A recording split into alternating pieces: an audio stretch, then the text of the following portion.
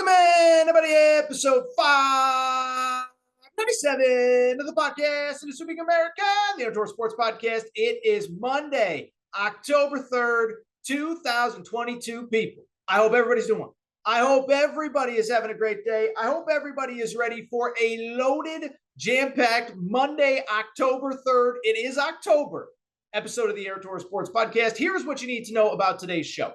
So we're going to open. We'll actually start with that Bama-Arkansas game. Crazy game. Bama up big. Arkansas rallies. Bryce Young's hurt. Could they lose? Bama ends up pulling away. I will tell you, now that we have clearance on Bryce Young, he is going to be okay. I actually think this was almost a best-case scenario for Alabama. We'll continue the conversation from best to not so good. Oklahoma takes a really bad loss. What does it mean for the Sooners as they are now, 3-2, 0-2 in the Big 12? And you talk about bad. A&M loses again. I believe there's only one thing that can fix A&M at this point. It is not to fire Jimbo Fisher. That is not the answer. It's not going to happen. But there is one thing that can happen to get this thing turned around. Finally, we'll wrap with some odds and ends across college football. Georgia survives. Finally showing some chinks in the armor. Maybe, possibly, I don't know. We'll talk about that. We'll talk about Kentucky going to Ole Miss. Kentucky probably should have won that game. What went wrong? Can it be fixed in time for this weekend? And then, of course, we'll wrap with some other odds and ends. How about them Kansas Jayhawks? Good-gaw. Never thought I'd be dropping the good-gaw during football season, yet here we are. How about Kansas? A little bit also to finally wrap on Colorado. Colorado will have a new head coach. I do live in Pac-12 country, know some people there, have some thoughts on a potential opening at Colorado. Before we get started, I want to do what I always do on the Aaron Torres Sports Podcast. That is thank our presenting sponsor, Betfred Sportsbook and the Betfred Sportsbook app. Listen, I've told you their story, but it's awesome. We have been working with them for a month, and I love working with them.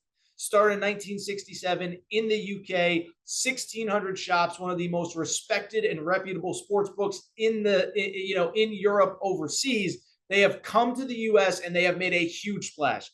Presenting sponsor of not only Aaron Torres Media, but the Denver Broncos, the Colorado Rockies, the Cincinnati Bengals. And what I love about Betfred, nobody does more for their partners, for their customers, than Betfred Sportsbook. Listen, if you follow them on social media at Betfred Sports, make sure you're following. They were giving away tickets to the Bengals game Thursday night. Suite was there. Winners were well taken care of. That was it, the Cincinnati Bengals game. And then you look across the rest of the landscape, right? I've told you, first pitch at the Rockies games, tailgate at Denver Broncos games, bar crawl in Arizona for an Arizona Cardinals game. I'm just telling you, nobody takes care of their bettors quite like Betfred. And they have a special offer for you. Obviously, we got a big Monday night game coming up this evening. And as I tell you, every single episode, bet 50, get 250 in free bets. So you can bet either side on this Monday night game. Doesn't matter who you like. Bet 50, get 250, courtesy of Betfred. We will have our AT Boost on Saturday. So thank you to Betfred. Love working with them. And I'm just telling you, we got some big things planned for the rest of football season, for basketball season, and beyond. Really quickly, I also want to thank Bracket Fanatics, which is running our NFL Pick'em Challenge. For those of you who are entered, congratulations. We have 3 winners. Obviously, with Monday night this evening, we will get closure on week 4 of the NFL, and we will announce our week 4 winner later this week. For those who don't know the deal, it's a great deal. Can still sign up, okay? $100 weekly winners. All you got to do, Bracket Fanatics, join Bracket, Torres, pick games, winner, loser. That's all you got to do. Go ahead, do that. We pick $100 weekly winners. We've already had 3. We will have 4 by the end of the Rams 49ers game tonight. And over the season, we are also tallying total points, total wins, and we will have a $1,000 season-long cash prize winner after week 18 of the NFL season. So if you have not signed up, it's not too late. The link is in the show description. Also go to bracketfanatics.com, join Bracket Torres, Torres. And if you've already entered, make sure to keep filling out the bracket, keep filling out your picks every single week. $100 weekly winners, $1,000 season-long cash prize. With that said, I do I want to get to, what do I want to get to? You know what I want to get to. I want to get to the topic of the day. And the topic of the day, I do think it's the Arkansas-Alabama game. And I think if you had asked me at 3 different times during that game, we would have had 3 different lead topics to lead this show. So we have the early part of the game. Alabama, Bryce Young's in. They look like the Alabama team we've been waiting 2 years for. Up 21-0, steamrolling Arkansas, great atmosphere in Fayetteville. Then we know what happens. Bryce Young goes down. We all get concerned. Arkansas rallies at one point, cuts the lead from 28-0 to 28-23. Finally, Alabama gets its composure, and Alabama ends up winning 49-26. And I will tell you, that was not an insignificant score, because remember, the spread in the Betfred Sportsbook was 17 points. And so Alabama wins, Alabama covers, Alabama improves to 5-0. In terms of the game itself, listen, I'll just tell you, this was, it was just everything that's right about college football. Shout out to Grayson, who runs our Torres on the Hogs Twitter account. He was on campus. He's a student there, and he was putting out live video, time lapses and everything of what the campus was like all week long. And it was bananas. Game starts, CBS, big game. And like I said, Alabama looked like that team that we were all expecting in the preseason. Bryce Young's rolling, the offense is humming, they're making big plays, the defense is making plays in the backfield. And then, as I just said a minute ago, Bryce Young goes down, and I think we were all just like, what is going to possibly happen in this game? And Arkansas's credit, listen, one thing about Arkansas, and we'll kind of wrap this segment with a little bit of Arkansas talk. I give them so much credit, because that's a team that up, down, this, that, they never quit. They always fight under Sam Pittman. And all of a sudden, Bryce Young goes down. Alabama's up 21-0. They do score shortly after he leaves. But all of a sudden, right at the end of the second quarter, you start to feel the tides turn a little bit, right? Arkansas scores right before halftime, 28-7. Okay, not too much to think about. Then they score right after halftime at 24-14. And then right after that, they do an onside kick. They recover the onside kick. It's 28 eventually to 17, 28-23 before Alabama makes some big plays and pulls away. So first of all, I want to give credit to Arkansas. Great atmosphere, great fan turnout, great whatever. But then also Alabama for overcoming adversity and finding a way to win that game on the road without your Heisman Trophy quarterback. And so when I look at this game from the 30,000-foot view, let's break it down. Because I'm just going to call a spade a spade. I'm going to be honest. I'm going to be real. And I'm going to say this. I actually think, now that we know Bryce Young's status, I think this game was almost a best case scenario for Alabama. And let me explain why. First of all, Bryce Young is okay, right? Like if you win 72-0, but Bryce Young is hurt, that's problematic. Instead, we find out after the game that Bryce Young is going to be okay. I think for people who missed it, I might have just mentioned it. I might not have. Bryce Young fell on his shoulder midway through the second quarter, holding his shoulder, goes back to throw a few plays later, and you can just tell he's not himself, runs into the tent, runs into the locker room before halftime, and everybody starts freaking out like, oh my goodness, what just happened to Bryce Young? Is he done for the year? What does it all mean? Blah, blah, blah, blah, blah. Well, fast forward, and here's exactly what we know. It was an AC joint sprain. I'm not a doctor, believe it or not, don't claim to be, but according to Nick Saban, this has happened before, and he is day-to-day. And so, first of all, again, if you win that game, but Bryce Young does not look, Bryce Young is not healthy coming out of it, you're done, you're screwed, it's over, forget it. Instead, you now know that he's healthy. Now, we'll see if he plays this weekend. Good weekend. Good thing is Alabama basically has a bye. They play Texas A&M. Sorry, Texas A&M fans, I'm just kidding, but not really. But they do play A&M this week. But then I do think, assuming you get by that, and I think with the momentum and energy and anger from not only this summer, and we'll talk about this throughout the week, I think everybody gets so caught up on the A&M Alabama stuff from the summer. Never forget A&M also beat Alabama last year. So I do think Alabama's fired up. I do think they win convincingly. And even if Bryce Young is not available or not at 100%, the good news is you'd assume, if Nick Saban's saying that he could be potentially available this weekend, then he'll definitely be available for the following weekend against Tennessee. And then, of course, the games that start to matter down the stretch. You have to go to Tennessee on October 15th. Obviously, we all know the third Saturday in October. Then you play at LSU. Then you play Auburn late in the season. Ideally, in theory, you're playing for an SEC championship. At some point, you got to play at Ole Miss. So there are a lot of big games left on the schedule, and you start to look at the best teams in this conference.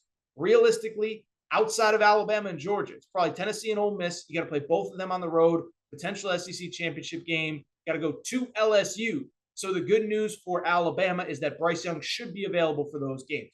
Beyond that, why I think this is the best case scenario, and I think this is important. These last 2 points to me are very important as to why, if you're an Alabama fan, you have to feel good about Saturday. First off, you found some playmakers. Remember the old ESPN show, Playmakers?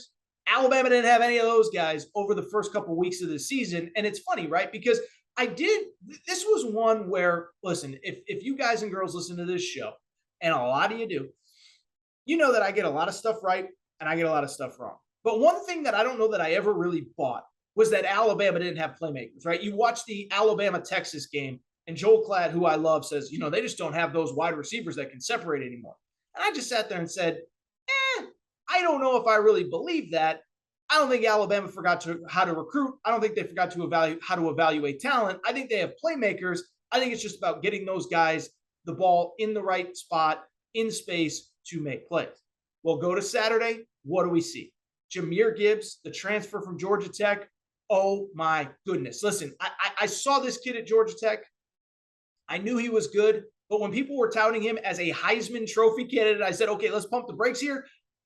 Saturday you saw why he is so special. Finished the game, 206 yards rushing, 11 yards per carry. I saw this stat, blew me away from the Torres on Bama account. Apparently, at one point, he reached a top speed of 22.6 miles per hour in one of his big open field rushes. So you saw who Jahmyr Gibbs is and who he can be.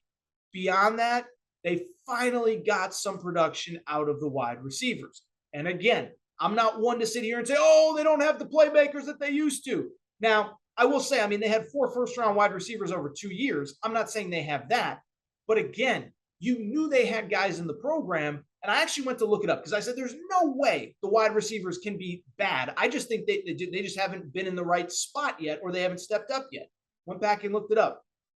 They had 4 5 or 4-star players that committed at wide receiver in last year's class, and 3 4 or 5-star players at wide receiver in the 2021 class. And so why I bring it up is because of the fact they've always had the dudes in the program. It was just about, again, getting them comfortable, getting them in rhythm, getting them in space, getting them confident. And that's exactly what we saw on Saturday. Outside of Jahmyr Gibbs, you had a kid named Kobe Prentice, true freshman, 47-yard touchdown catch. You had a kid, JoJo Earl, second-year player, 22-yard touchdown catch. You had a kid, Isaiah Bond, 2 big catches for close to 80 yards in total offense. And so that, to me, this is why I believe it was a best-case scenario. Bryce Young is going to be okay. You found playmakers. And finally, you know what else? You know why else you need to be excited if you're an Alabama fan? It is because of what we talked about on last week's shows. What was the term that I kept using to describe Alabama? What was the term? Nick Saban said he was looking for hateful competitors. And Alabama players said they had it. We needed to see it.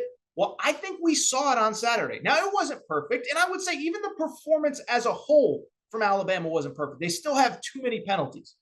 But think about who Alabama was on Saturday and what we've wanted them to be. We've wanted them to come out and have that old school Alabama edge and toughness to them. We've wanted them to come out and just say, I'm not just playing, as Nick Saban said, I'm not just playing the 11 guys lined up across from me.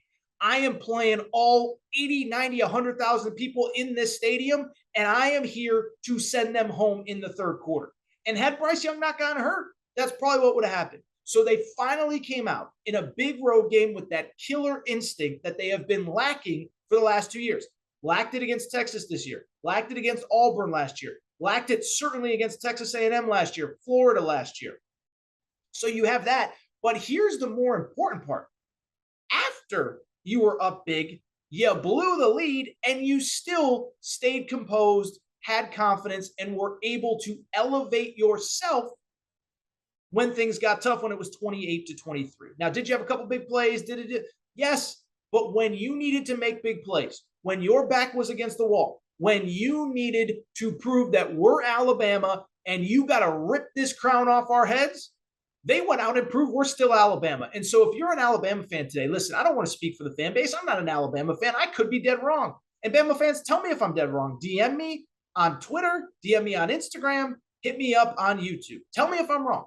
But I look at that game, I say, that's almost a best case scenario for Alabama. Bryce Young's healthy. You found playmakers, but you had that killer instinct. Now, can they keep it up? We'll find out. I don't think this week's the issue against A&M, not just because A&M's bad, and we're about to talk about that in a minute, but because of the fact that, the tough games are still ahead. You still got to prove it at Tennessee. You still got to prove it at Ole Miss. You still got to prove it against Georgia in an SEC championship game. Now, I know in theory you could lose one of those games and it's not the end of the world, but we needed to see Alabama go into a tough environment that isn't in Tuscaloosa and play with that killer instinct. I thought they did on Saturday. Credit to the Tide. I thought this was really, especially when Bryce Young was in, it was their best performance I've seen in a while. And I do give them credit for late in that game, when it got close, being able to come back. From the Arkansas perspective, listen, I don't really know that there's a ton to take away. It's obviously disappointing because, as I said, you're down 28-0. You rally to make it 28-3, and you just can't get over that hump, and you just can't make the plays when you need it. I think what it speaks to me is a few things. One, we want to throw rose petals at Sam Pittman's feet, and we should. Sam Pittman's been incredible, but this is very much still a rebuild. Just because you were ahead of schedule 9-4 last year, it does. What I would say is the gap between those 2-3 teams at the top, Alabama, Georgia, maybe Ohio State, and everybody else, it is still big, and you still got to trust the process, right? It's going to get there. Sam Pittman is the right guy for this job, but it's just kind of one of those deals where you just sit there and say, man, Alabama's just got some really, really good football players. And when we needed to make plays, their players just made plays, and we could not. I don't think this is an indictment on Sam Pittman. I don't think it's an indictment on the offense. I don't think it's an indictment on the defense, which once again did struggle in the pass game. I just think Alabama's got a lot of really good players. The one thing that does stand out to me, though, and I hate to say it, Arkansas fans, and I know a lot of you listen, this is why you got to close out Texas A&M, because the margin, you think about the difference. If you beat Texas A&M, if you don't fumble on the 1-yard line, if you don't, miss that field goal, and I'm not blaming Cam Little alone, the kicker that missed that field goal. What I am saying, though, is if you go ahead and win that game, now all of a sudden you're 4-1, you lost to Bama, but everything is still ahead of you. You still got a lot of tough games left on the schedule, but a couple tough games are behind you, and you're sitting at 4-1, and the only losses to the now #1 team in the country. Now, all of a sudden, though, you're 3-2. You got a good Mississippi State team this weekend in a game on the road. Then you got to go to a good BYU team, and then you get a bye, and you still got LSU and Ole Miss after that, even a Missouri team that played pretty tough on Saturday against Georgia. So I don't think this is a reason to sound the panic bells, anything like that. I do think there were moments where whatever, but I just think it shows the margin. When you have A&M on the ropes, you got to put them away, because 4-1 today, I do think would feel a lot different than 3-2. But I still believe in this team. I still believe in this coach, Sam Pittman, and I still believe it's going to be a really, really good football team for the remainder of the year. Be back. So here's the deal with this segment of the Aaron Torres Sports Podcast. I had finished recording the Monday episode of the show. The hay was in the barn. I don't know what other analogies to use, but the show was done. I was feeling good. I was going to pour myself a cold one, do some editing, and relax. And then on Sunday at about 7 o'clock Eastern, we got some late breaking news. So I want to get to it right now. And then we'll get back to your regularly scheduling program, where we're going to talk Oklahoma, we're going to talk Texas A&M, and the rest of the weekend in college football. But on Sunday night, as I said, about 7 p.m. Eastern time, we got shocking news out of the world of college football as Paul Chryst, the head coach of Wisconsin, who has won 72% of his games. Wisconsin, one of the most stable, non-reactionary athletic departments in all of college football, announced that they were firing their coach. And so I want to get into it. I want to break it down because it is just a stunning, stunning, stunning piece of news. What I would say about it, I do think, I think there's a lot at play here, okay? And so what I would say is, I think if you just look on the surface, you'd sit there and say, not only is it insane because it's Wisconsin, but it's insane because this guy's been really good. 72% win percentage as the head coach at Wisconsin. He has been with Wisconsin for, I'm trying to do some quick math here off the top of my head. This is his 8th season. As I said, 72% win percentage, 4 10-win seasons, 1 11-win season, 1 13-win season in 2017. What also happened, and I think there's a few variables as to why he is no longer the head coach. One, it has not been good over the last couple of years. And it's so interesting, right? If you go back to 2019, that was the year Joe Burrow was tearing it up at LSU. Trevor Lawrence was tearing it up at Clemson. Ohio State, Justin Fields was tearing it up there.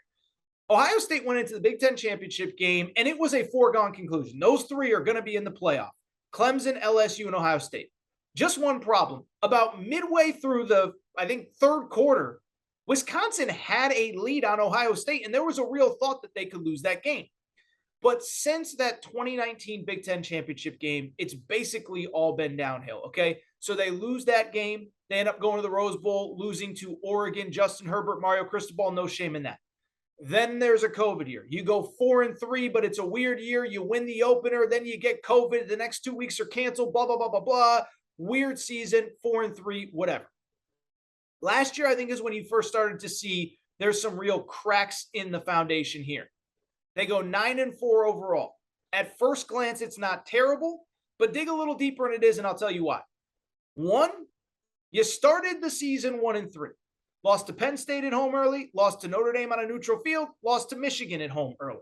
Now, I'm not blaming everybody for everything and all those losses and all that stuff, but they were 1-3 to start the season, which that basically means, ironically, as I record here on Sunday night, it was a year ago. By the first weekend of October, your season was over. October 2nd, you lose to Michigan, you're 1-3. It doesn't matter what you do the rest of the way. To their credit, they rallied, but they lost to Minnesota late in the year in a rivalry game. PJ Fleck, I don't want to say has had Paul Chryst number, but he's taken a few from Wisconsin after they never lost to Minnesota. And so you have the 4-3 season. It's followed by a 9-4 season where you started 1-3 and your season was basically over before it even really began. But then finally, you have this season. You have this season where you come back, you're Wisconsin, you're ranked, everything's going to be fine. And what has happened so far? You're 2-3, and the losses are just, by Wisconsin standards, unacceptable even for Wisconsin, right? It's one thing if you just lose to Ohio State because they have better players. If you lose to Michigan because they have better players, even if you lose to Penn State because they have better players. Well, here's the problem. Here's who you've lost to so far. Washington State. Then you get steamrolled by Ohio State, where it's not even competitive. 28-0 before Wisconsin can even blink. And then on Saturday, at home, you lose to Illinois and their second-year head coach. You know who their second-year head coach is? Oh, it's former Wisconsin head coach Brett Bielema. And so basically, first of all, the irony there. Remember, this was the guy. He leaves. His wife tweets, #karma. Then it falls apart at Arkansas. He rebuilds his career. He goes to the NFL. He works under Bill Belichick. Goes to Illinois with the Wisconsin blueprint. And out Wisconsin's Wisconsin in Camp Randall for the victory in an absolute stunner.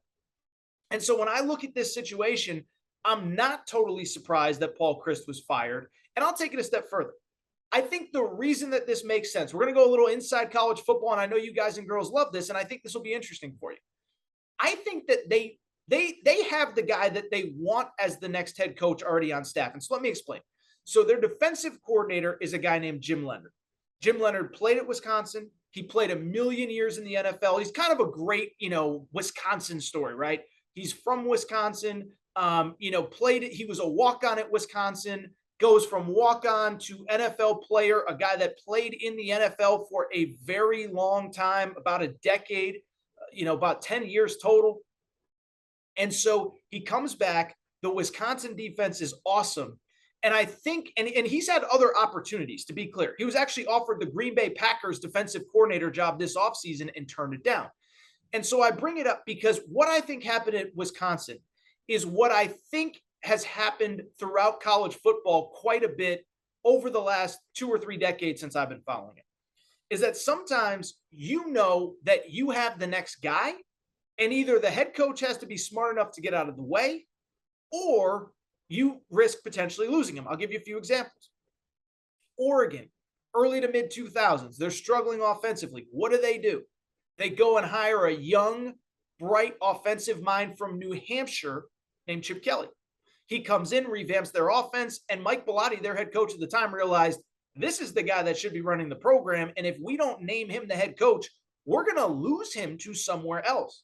And so Mike Bellotti stepped aside. I'll be honest, I'm doing quick reaction. I don't know how excited he was to step aside, but Oregon basically realized we got the next Bill Walsh at the time. I know Chip Kelly's whatever now, but at the time he's like, we got this great young coach. We're going to lose him if we don't name him the head coach. Fast forward a few years ago, Lincoln Riley in Oklahoma. Now I think Bob Stoops was ready to step aside. I think he was ready to try something else, but Oklahoma's like, we're going to lose this guy. And the more the time goes on, I'll tell you, the more that there's kind of mixed reports over whether Bob Stoops really wanted to step aside, but at the end of the day, he does. At the end of the day, he doesn't want to coach college football anymore, but they knew they had the next guy on their staff, and they were like, we have to give this guy the job right now or somebody is going to take him. And so I bring it up because I do think it is a very similar situation at Wisconsin. This guy has interviewed for other jobs, or at the very least been a candidate for other jobs. He could have been the Green Bay Packers defensive coordinator, and at some point you're going to lose him as the head coach.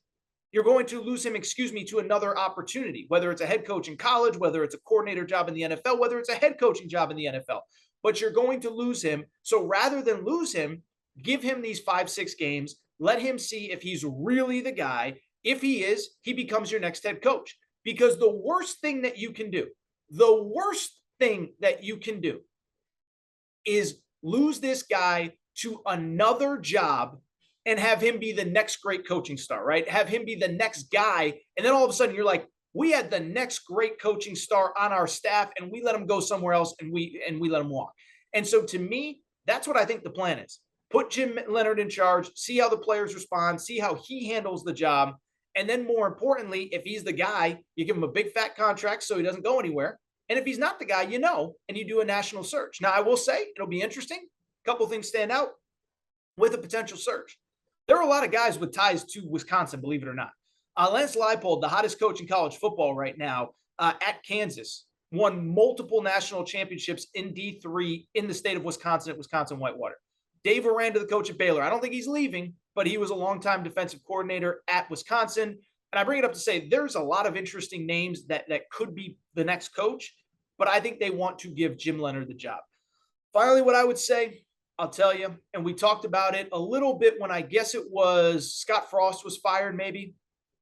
In the world that we live in now, I just believe that there is no such thing as giving anybody time, especially in the Big Ten and especially in the SEC. The money is too good. So Paul Chryst, the head coach, the reports are he's going to get upwards of a $16 million buyout to be fired today.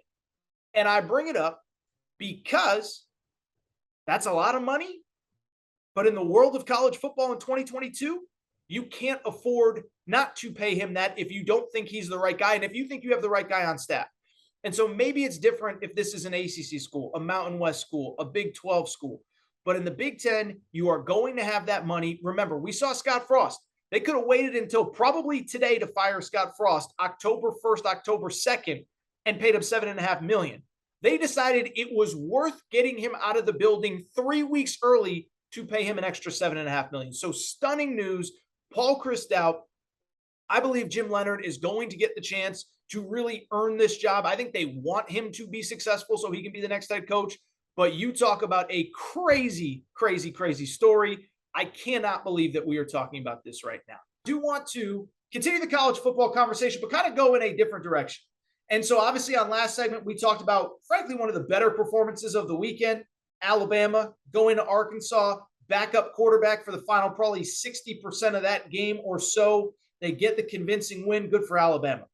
We do have to talk about the other side of the coin in college football, which is two teams that I believe really woke up on Sunday and now into Monday, just shaking their head and saying, how did it all go so wrong?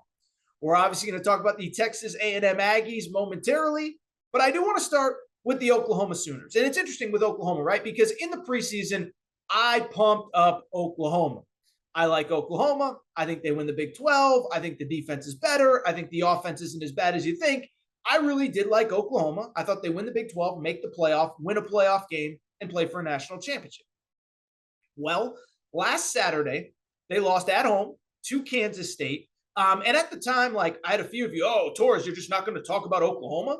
And the way that I kind of looked at it was like, look, to me, it was kind of a one-off deal, right? Is that, it's a conference game, an opponent that has had Oklahoma's number through the years, and everybody outside of maybe Bama or Georgia, Ohio State, maybe everybody's going to take a loss at some point, right? And so I didn't know that I needed to overreact to Oklahoma. Now, it obviously put them behind the 8 ball, but everything that I said they could do in the preseason was still on the table. Win the Big 12, go to the playoff. Then Saturday happened, and boy, oh boy, oh boy, do I have to reconsider how I feel about Oklahoma. And I think every Oklahoma fan listening has to reevaluate how they feel about Oklahoma, because the Sooners, they went to Fort Worth, they played TCU, and it was, as the kids say, UGLY, you ain't got no alibi. That was ugly. Final score in this one, 55-24. And I think that's only the baseline of where we are at with Oklahoma. 55-24 was the final score. They gave up 668 yards of total offense. If you just watched this game, if you were flipping channels early in the day Saturday, every time you turned the game back on, it felt like TCU was ripping one off for about 60 or 70 yards. I believe four of their touchdown plays were of 30 yards or more. And then, oh, by the way, you know when it gets bad? When ABC decides that we're not even going to stick through the end of this game, we're going to put this on ESPN News and get immediately to the 3:30 window. So this got bumped to ESPN News with like 8 minutes left in the game. It shows you how bad it was, and it shows you how concerning things are with Oklahoma. And so what I want to do is I do want to talk about this game in the big picture, because I think everybody kind of knew that, yes, it's going to be a transition. Yes, there are changes at Oklahoma. No, it's not going to be perfect, but I don't think anybody thought it was going to go off the rails. I don't think anybody thought it was going to go off the rails quite this quick. Now, before we get into it, I do just very quickly for the I guess, rational Oklahoma fan that's listening, look, what I'm not going to do over the next 5 or 6 minutes is just destroy Brent Venables, say he's a fraud, say he's not the right guy, whatever. It's first year. We've seen, for the most part, outside of, ironically, Lincoln Riley. Hate to say that name, Oklahoma fans, but it's the truth. But all these other first-year coaches are struggling, right? Brian Kelly lost his opener to Florida State. Mario Cristobal is under heat. They lost to, who was it the other day? Middle Tennessee. I said LSU. Marcus Freeman lost his first 2 games of the regular season, 0-3 dating back to last year when he was the interim coach for the bowl game. So it's not as though, Brent Venables is the only one struggling. And it's not as though this was expected to flip overnight. This defense has not been great really since, really the last 4, 5, 6 years. Now, it had gotten better late in the Lincoln Riley era, but it wasn't going to happen overnight. And even if you go back to Brent Venables' time at Clemson, for people who don't know, he was the Clemson defensive coordinator before he got to Oklahoma. It really took him about a year or 2 getting to Clemson before they started playing kind of at that elite national championship level at Clemson. And so I'm not going to flip out. I'm not going to say Venables isn't the guy. I'm not going to do the fire Brent Venables. That's not what this is about. And I would say he is recruiting at a really high level. And I would say a lot of those players that are some of the best players in that 2023 recruiting class are on the defensive side of the football. I looked it up today. They have the number 6 class in the country, they being Oklahoma, 7 top 100 players, 4 of them are on the defensive side of the ball. And so I'm not going to freak out. I'm not going to say it's over, none of that. But what I would say as we start to get to some of the problematic stuff, well, there's a couple of reasons why I would be concerned if I was an Oklahoma fan. One, defense wasn't really supposed to be the problem under Brent Venables. Now, I understand. It's year 1. It's month whatever. It's going to take time. But 668 yards? come on now. I mean, this was a guy that at the very least, listen, the offense was going to be a work in progress. The offense, by the way, hasn't been good either. Don't let the stats fool you. They put up chunk yards and chunk points against bad teams early. But you look at, the offense hasn't really been totally a problem, but they haven't been great, but whatever. But it was supposed to be the defense that got fixed, right? Well, instead, as I said, 41 points against Kansas State last week, 500 plus yards of total offense, 668 yards against TCU. And so that is where the concern starts. The defense was supposed to be getting incrementally better, not much, much, much worse than they were even a year ago. And so you look at everything, and a couple things stand out to me. One, if you watched on Saturday, like you can't, one thing about Oklahoma, and I'm so tired of blame this coach, blame that coach, you can't say that they don't have the talent on that side of the ball. Oklahoma is one of the most talented defenses in college, one of the most talented rosters in college football, just based on recruiting rankings. I know they lost some guys to the portal after Lincoln Riley left, all that stuff. But don't tell me they have no talent. And if you watched on Saturday, I think the concern was guys didn't seem to know where they're supposed to be. Guys on TCU are running wide open. They're wide open in space. I mean, there's guys catching passes with nobody within 20 yards of them. So don't blame the players. And I'll give Brent Venables credit. I actually went back and listened to his post-game press conference. He did not blame the players at all. He sat there and said, and this is almost a quote verbatim, they have given us everything we have asked of them, and it's our job to put them in a better position to succeed. So he's taking the blame, but something's got to change. It's not the players. It's not the athleticism. If the scheme is too complicated, you got to dumb it down. I don't have all the answers, as we're going to talk about with Jimbo Fisher in a second. I don't claim to be a scheme expert, but you got to do something. The other reason I'd be concerned with Oklahoma, that Big 12 is pretty good now. And you look at Oklahoma's schedule, all of a sudden this Big 12 is fascinating. And these were supposed to be the easy games on the schedule, right? They open with Kansas State at home, TCU, first-year head coach Sonny Dykes on the road, Texas next week, Kansas the following week. That was supposed to be the easy part of the schedule. Here's the problem. You're now 0-2 in league play. Next week, Texas is probably going to bring back Quinn Ewers. I would be very worried if that was my team, because Quinn Ewers is a baller. We saw it against Alabama. And then don't forget, Kansas the week after is no pushover. Kansas is 5-0. Kansas is tied atop the Big 12 with TCU. So that's not a gimme. You still have Oklahoma State later in the year. You still have Baylor later in the year. Those aren't gimmies. You play at West Virginia. It could be cold and snowing by the time you play that game. And so you look at the schedule, where are the guaranteed wins? Not saying Oklahoma goes 6-6, but what I am saying is it's hard to find just the week on the schedule where you can get right, because the Big 12 has really elevated its game. Finally, and this is the other part that I'd be a little bit concerned about if I was an Oklahoma fan. Remember now, we have the front view mirror of what's ahead this season, building a program, changing an identity under Brent Venables. But we also have what's in the future in the very front view mirror. You're going to the SEC soon. And so I think most Oklahoma fans, I think they're going to be patient with Brent Venables. He's one of them, Bob Stoops guy. I get all that. He's coached there previously. But this thing, you better start to see incremental gains and incremental improvement. Because yes, it's okay if you don't win a national championship this year, but you have to be building something that is ready to step into the SEC as early as potentially, in theory, next year. I still think it's going to be 2025. But in the next 3 years, that's ready to compete. I think everybody will take a few losses this year if it means that there's growing pains that are going to make you better for the SEC. But you still got to show something that makes us feel confident. Because as good as I just said Kansas is this year, and Kansas State is, and West Virginia could be tough on the road, West Virginia ain't nothing like going to Georgia. West Virginia ain't nothing like going to Florida. West Virginia ain't nothing like going to LSU, playing Georgia at home, playing Bama at home. These are the games that you're going to play. Oh, by the way, Lane Kiffin has things rolling at Ole Miss. Josh Heupel has things rolling at Tennessee. Mark Stoops has things rolling at Kentucky. I'm not saying all these guys and all these coaches are going to be there, and all these programs aren't going to be at the highest level when Brent Venables and Oklahoma eventually get to the SEC. But there's going to be 2 or 3 super elite programs that can win it all. And then 2 or 3 really good top 10 to 12 programs like Ole Miss, like Kentucky, like Tennessee are this season. And so if I'm Brent Venables, if I'm Oklahoma, I would be a little bit worried right now. not because Rome is crumbling and it'll never get solved and will never be a relevant program again. I saw some of that on Saturday on social media. Is that Oklahoma's the next Nebraska? I don't know that I buy that. But what I do buy, you got to show some signs of improvement because you got a tough conference this year and you are headed to the toughest conference in college football in anywhere no more than 3 years from now. I'm not saying I'm bailing on Brent Venables, but I am starting to get concerned. All right, let's switch gears to the other, really just interesting loss. I think you would call it an interesting loss on Saturday. I don't think you'd call it a big loss because the team that I want to talk about right now, Texas A&M, they are just not very good.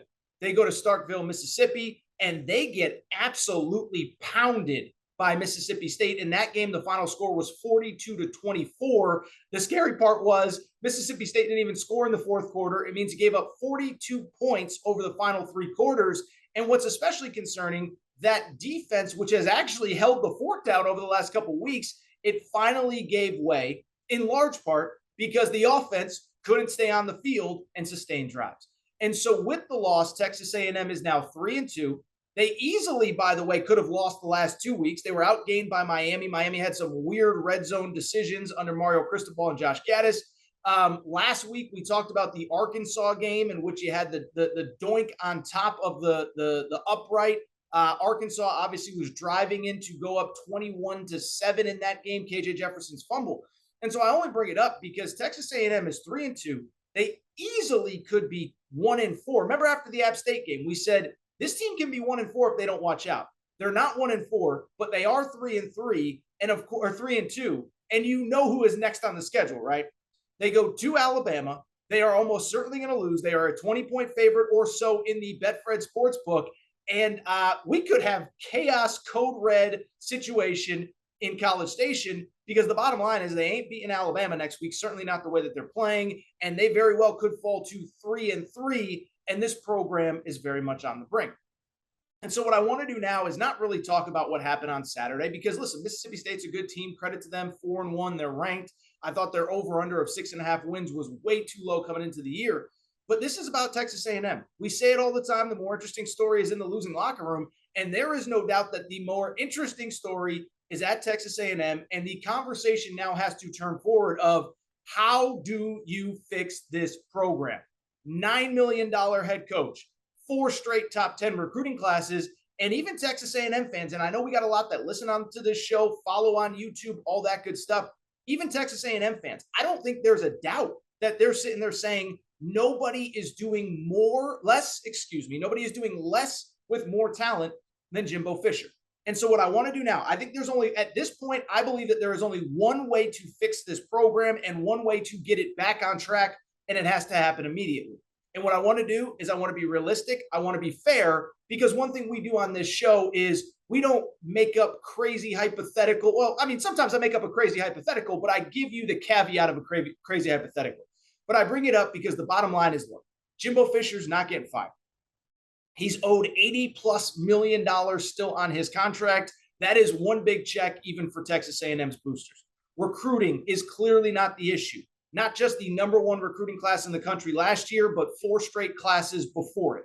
I don't think anything else is an issue either in terms of resources. They have those. Facilities, they have those. Assistant coaching pool, they have those. And so the question becomes, what do you do and how do you fix this before it completely goes off the rails? And so to me, I think it's actually pretty simple. There's one big problem with Texas A&M. It is their offense. And this falls on not the offense, not the quarterback, not the skill position players, not the O-line. It falls on the play caller, Jimbo Fisher. And I believe that it is time for a guy who has made his entire career of running super, successful offenses dating back to Florida State, dating back to LSU when he was an assistant under Nick Saban.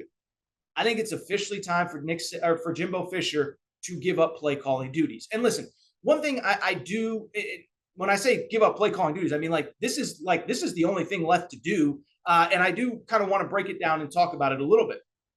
And what I would say about this is like one thing before we get into the nuts and bolts. Listen, one thing on this show that I never try to do. I never try to be X's and O's guy. You don't hear about me breaking down. I don't go on Twitter and clips, of this, and I'm circling that. And that's not what I do. There are a lot of really good people that cover college football. There are a lot of really good coaches that could explain the nuance of X's and O's, details, and all of that stuff better than I can. And I'm not going to sit here and say you need to change this scheme or run this personnel or whatever. That's not what I'm going to do. But what I do know, what I can see, I got these two things right here. For people who aren't following on YouTube, who aren't listening on YouTube or listening to the podcast, I'm pointing to my eyes. I got these two things right here, and it is very clear that something is broken. And it's not just my eyes that say it, but the stats too. Like, I think we all know Texas A&M's offense is bad. I don't think people realize just how bad this thing actually is, okay? So coming out of the weekend, here are the stats. They rank 105th in total offense out of 131 teams. And I think that number is actually skewed because they put up a lot of yards late against Mississippi State on Saturday, and early in the season against Sam Houston State, an FCS team, they put up a lot of yards in that game as well. So you take out those two performances, this is literally one of the worst offenses in college football. 105th in the country in total yards, 101st in passing, okay? So this blew me away. We talk about all these terrible passing offenses in college football. A&M's worse than just about all of them. They are worse than Wisconsin. Wisconsin is a better passing team right now than Texas A&M. They are worse than Florida. Remember, Anthony Richardson did not have a passing touchdown through the first 3 weeks of the season, and A&M is worse than them. A&M is worse than Notre Dame. Remember, we crushed Notre Dame for 2-3 weeks. This offense is terrible. A&M is worse than them in the passing game. And what really stands out, and I think any A&M fan would say this to you, they just lack those explosive plays. Like, those are the plays that win you games, right? We just talked about Oklahoma, TCU, excuse me. TCU had 5 touchdown plays of 30 or more yards just in that game. Texas A&M, for the entire season, I looked this up, I was blown away. They have 7 plays of 30 yards or more. 3 of them came against Sam Houston State, which means that in 4 games against Power 5 or against FBS competition, App State, Miami, Arkansas, and Mississippi State, they have 4 total plays of 30-plus yards. For comparison, TCU had 5 that went for touchdowns on Saturday. Ohio State is averaging 6 per game. Texas A&M is averaging 1, and this from a $9 million a year head coach in Jimbo Fisher. And so you can't blame whatever. You can't blame the quarterbacks. You can't blame, in my opinion, the skill position guys. Evan Stewart, their top wide receiver, was the #1 wide receiver in high school football last year. Could have played anywhere. He chose A&M. Devin Achane is as good as any running back in college football. The poor guy has no holes because everybody is just stuffing the box because they know they can't beat you vertically. And so to me, it flat out falls on Jimbo Fisher. This offense, it just looks outdated and archaic. And I believe it just needs to be changed. And it's funny because over the last couple of days, I've seen a lot of this, Jimbo only won because of Jameis Winston. No. Jimbo's offense at one point was actually probably pretty cutting edge and certainly very efficient. Keep in mind, it wasn't just Jameis Winston. E.J. Manuel was a first-round pick under Jimbo Fisher's watch. Christian Ponder was a first-round pick under Jimbo Fisher's watch. So it's not as though, like, this offense always stunk and Jameis Winston saved them for 2 or 3 years. No, this offense was at one point really effective.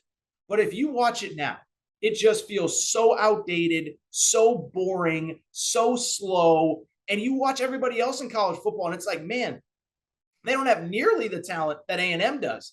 But you watch TCU on Saturday, 60 whatever points. Ole Miss, USC. Now, those teams have probably, somewhat comparable talent to Texas A&M. But don't blame it on the quarterbacks. Don't tell me that Jimbo can't find the right quarterback. This falls on the head coach. And that's why I think it's time to give it up. And I know what people say, oh, he's $9 million a year, he's stubborn, he's this, he's that. But I'll tell you, it wouldn't be the first time a successful head coach has given up play calling duties on his side of the ball. And I think at his age, you probably should. One, you've been doing it your way for 30 years. I get it. But things change, schemes change, people change, personnel change, style of play changes. And you just look at A&M, it just feels so outdated. And so when you look across the board in college football, yeah, maybe Lincoln Riley at 38, 39 can still call plays and run his program. Maybe Ryan Day, about the same age, can do the same. But Jimbo Fisher's about to be 57 years old. And I just think the wear and tear of being a full-time head coach in the SEC, I don't think you can be the play caller too. Think about everything Jimbo Fisher has to do. Media. He's got to do booster club appearances. He's got to be the face of recruiting, close on all, 25 guys that you're recruiting.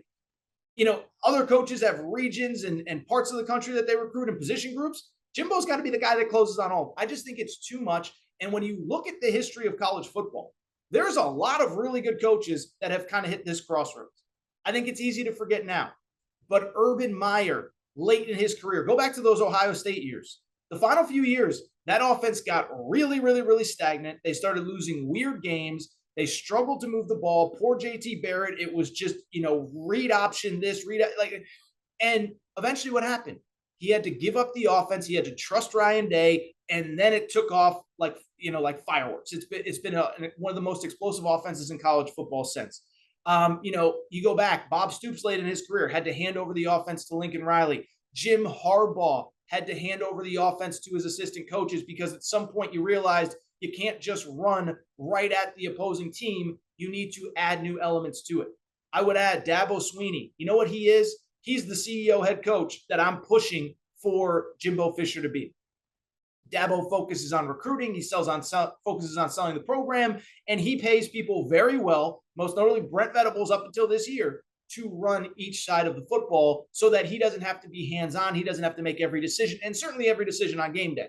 Coach O, by the way, was a CEO head coach. You can talk about the way that it ended, but when it clicked with Joe Brady as the play caller and Dave Aranda as the defensive coordinator, it clicked and they won a national championship. So don't tell me he's too stubborn. Don't tell me he's too highly paid. Don't tell me this offense is the reason that he's there.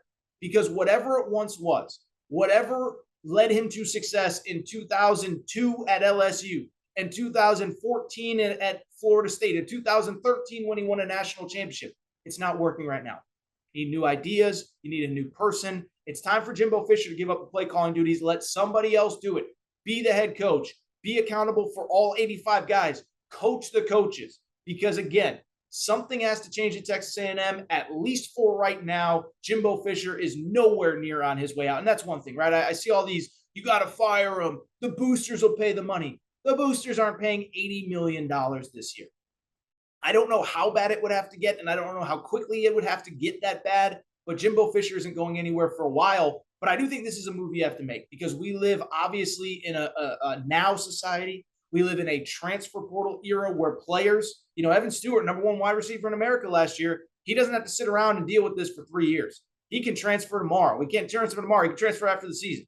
Go to Texas, go to USC, go to Alabama. You think there aren't people, and I'm not accusing any of those three schools. You think there aren't people reaching out to Evan Stewart's parents and Evan Stewart himself and Evan Stewart's family saying, hey, you'd look a lot better in our uniform catching passes for us than you do at A&M? So I'm just telling you, this is a move that Jimbo Fisher has to make. Frankly, I think it's the only move that he can make to save the Texas A&M football program.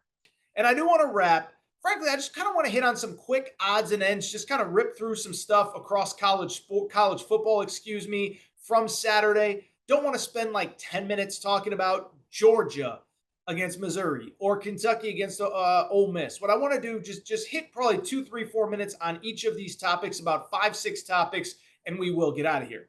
The first one I did just mention, it was Georgia playing at Missouri. And I'll tell you this, if you had told me on Friday that I was going to even mention the Georgia-Missouri game on Monday's Aaron Torres pod, I would have told you, well, Georgia must have won like 84-0, and we're now talking about them as the greatest team in the history of college football. Instead, it's the exact opposite. They play at Missouri in Como. They do win 26-22, but Georgia was down 22-12 with like 10 minutes left in this game. And it's wild because it wasn't even on my radar that I'd even consider discussing this game. But what I do think it speaks to is a couple things. It speaks to, this is why we love college football, right? You look at a slate, you're going to be watching Bama, Arkansas, you're going to be watching Kentucky-Ole Miss, you're going to be watching some of these games. But Georgia, Missouri wasn't one we thought we'd be talking about, and then all of a sudden it comes down to the wire, and Georgia almost loses this game. Now, in terms of the big picture, I will say I saw a couple people kind of reference like, oh, is Georgia, maybe they're not as good as we thought, and maybe they're not invincible. I mean, look, nobody's invincible. But what this game really says to me is 2 things. Well, really 3 things. One, It's college football. Weird stuff happens. Credit to Georgia for getting the win. I'm not going to freak out. 2, I do think, listen, I was one of the people leading the train 2-3 weeks ago of, is Georgia better than a year ago? And I never said they were, but I said I do think they've gained a killer instinct. I don't think they're afraid of anybody, but they did lose 15 NFL draft picks, 5 first-round picks a year ago. Even Alabama, even Georgia, even Ohio State. You can't replace that kind of talent. And I think we see, Georgia's really good. They're just not quite as good as last year. And finally, what I would say is, again, I think it's college football. And I think when you look at Georgia, I can see where this game would be a lull for them. I mean, think about the schedule, how it broke. Opener against Oregon, top 15 team. You want to prove to the world, oh, we haven't missed a beat since last year. We got a bunch of new guys, and you don't know their names, but they're going to be awesome. So that happens. Then week 3, you play at South Carolina. SEC opener. We want to come out and prove a point. Then you play Kent State. Then you play Missouri. And whatever marquee games you have on your schedule are still ahead of you. You got Auburn this weekend. You got Tennessee down the road. You got Kentucky down the road. Those are the games that I think Georgia's players have circled on the calendar. Now, they'll tell you every game means the same and we're not looking ahead. I'm just telling you. If you're a player, it's natural to look past Missouri and say, we have no chance to lose to that team. And in some ways, I give them credit for not losing the game. Yeah, they were 20-whatever point favorites, but it's still an SEC team. They still have NFL players at Missouri. And so I don't make too much of it. I don't think they're somehow stumbling. I still think they're in that top 3 with Ohio State, Bama, and Georgia. If I had a vote, I probably would still have Georgia probably either number 1 or number 2. I think you can make a case for Ohio State. I think you can make a case for Bama. I don't make too much of it. I don't really think there's that much else to say.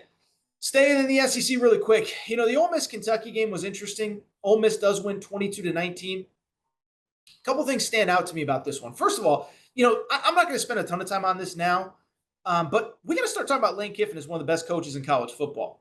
10 wins last year in the regular season. That was the first time that ever happened for Ole Miss. And then now he's now 5-0 this year, 13-game home win streak for Ole Miss. I don't think people realize that. 13 straight home wins. And probably going to get to the 9, 10, 11 win mark if you include a bowl game this year. I don't think they're winning the SEC West. I don't think they're making the playoff. But what Lane Kiffin's doing is incredible. And I think at some point we'll probably discuss that throughout the week. What I would also say, I don't think we can put past what happened with Kentucky as well. And I think this is one, we got a lot of Kentucky fans that obviously listen to this show. I would be frustrated. I understand your frustration. And it's one you got to shake off because that was a game that they should have won. When I look at this game, listen, you can go back and look at a number of different things, but think about all these things that went against Kentucky in this game. And it's all stuff that you guys and girls have talked about over the last 48 hours, stuff that I'm sure guys like my friends, my buddy Matt Jones talked about on his radio show after the game. Everything that Kentucky did wrong. Missed 2 extra points. Missed a field goal. Second to last possession, driving, Will Levis fumbles. Now, admittedly, it was a play that looked like targeting and probably should have been overturned and Kentucky should have gotten the ball back, independent of the fact that we're just glad that Will Levis, not Levis, because I used to call him Levis and I got yelled at all the time, that Will Levis is okay. So independent of the fact that that we're just worried about his health, there was a fumble that probably should have been overturned, and Ole Miss fans will say Levis dropped his head too. That was probably targeted. Then, on top of that, you get the ball back one more time. You make a huge play. You're in the red zone with a chance to take the lead and win. You have a penalty called, negates a go-ahead touchdown with 20 seconds left, and then Levis has a fumble a play or 2 later. And so when I look at this game, I think we do have to give credit to Ole Miss, but I'll be honest. I got to call a spade a spade.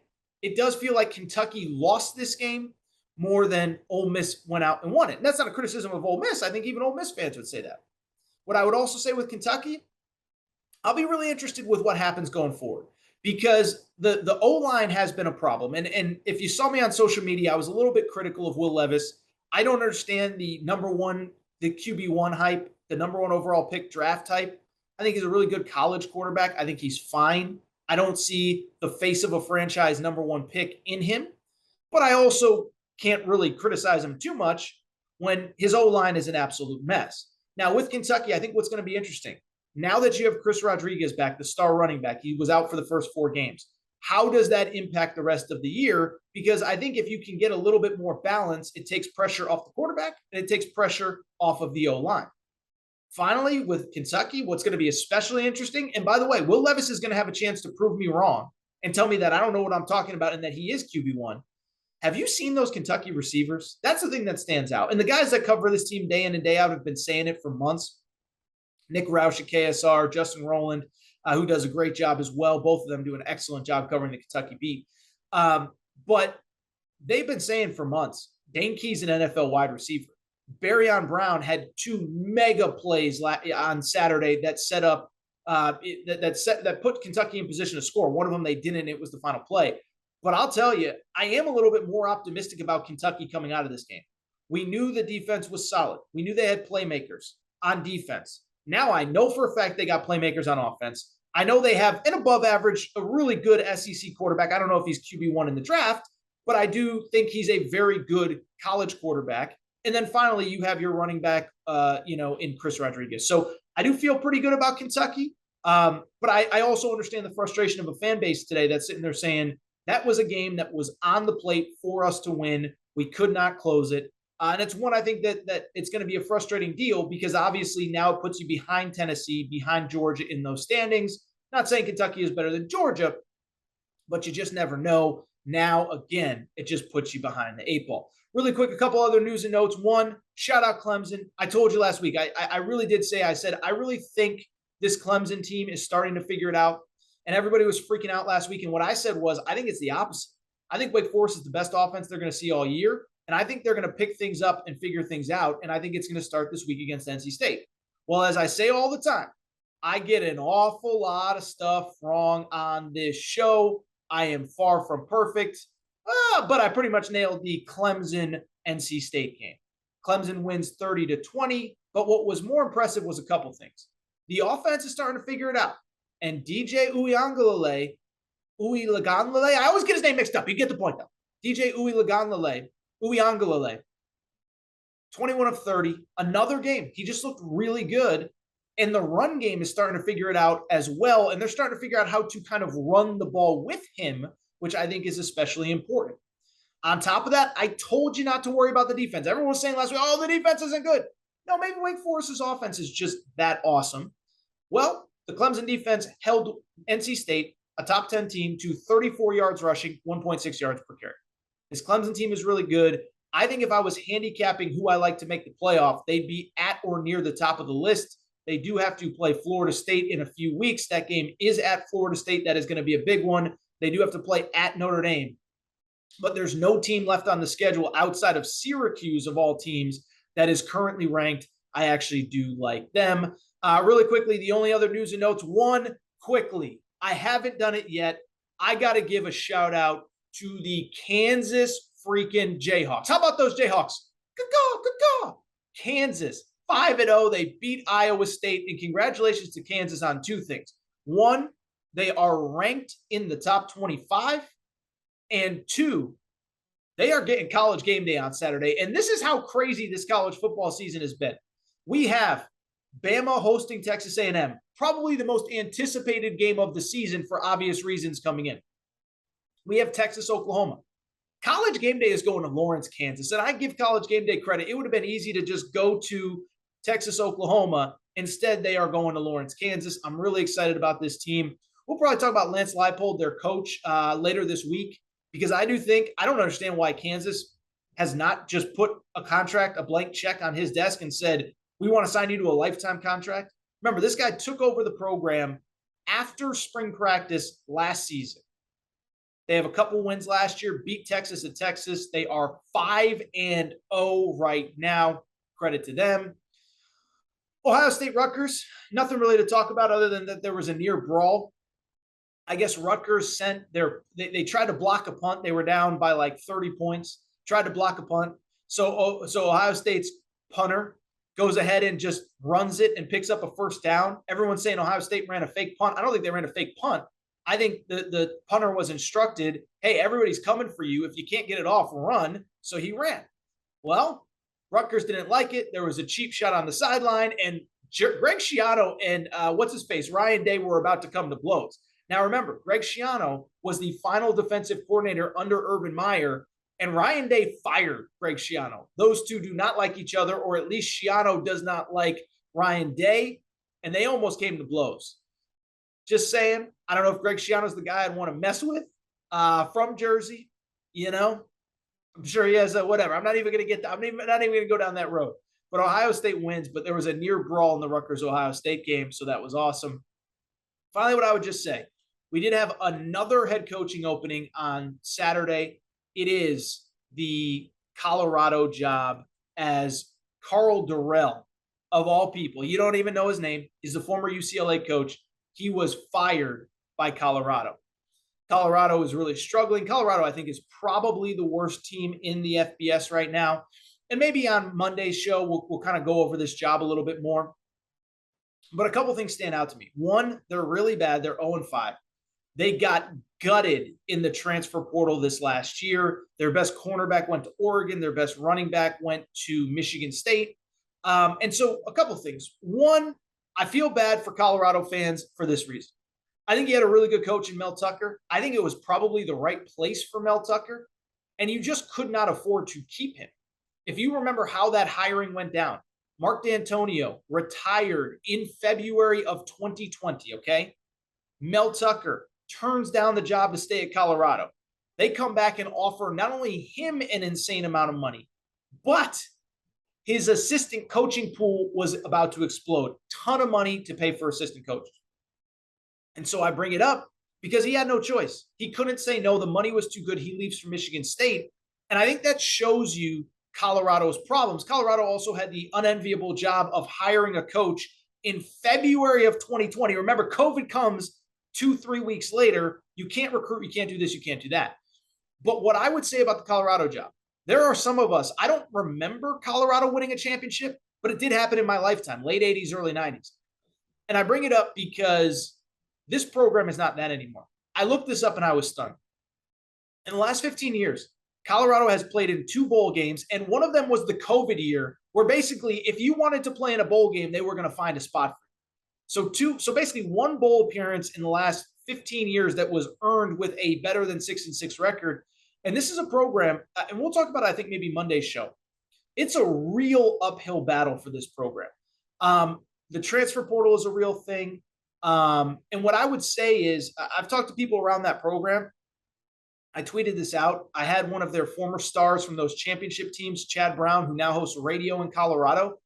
I had him on my radio show a few months back.